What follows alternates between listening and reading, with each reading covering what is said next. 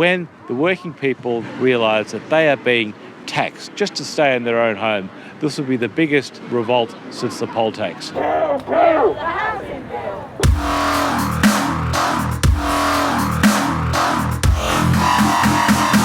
Holloway is just the start. The government is going to be closing prisons across the country and selling it to the private sector. There is a huge land grab taking place. I have already raised with Sadiq Khan the question of the HMP Holloway site to ensure that the housing that is built there meets the needs of people in desperate housing need.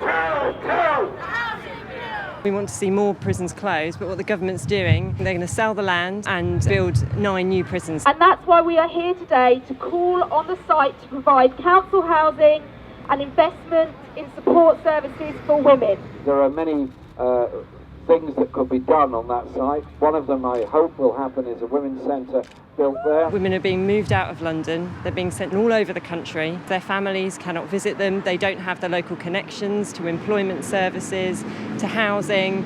We've got this awful case of people being moved to Bronzefield Prison in Surrey, and when the women are leaving, they're being given tents, and this is not acceptable. A society that cannot house its people has something badly wrong with it. Local councils in Islington and elsewhere must refuse to implement the housing bill. If evictions are threatened through pay to stay, by refusing to carry out those evictions, this bill can be made unworkable. If people are being asked what is the joint income in your house, if everybody said, we're not telling you, that would be enough to probably clog up the system. And hopefully councillors will be looking at how they can get together and defy this act.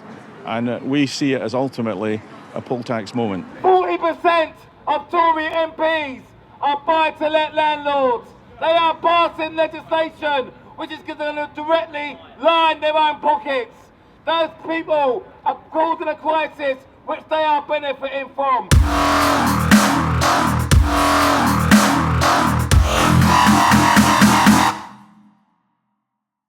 Most people and my tenants don't know anything about this.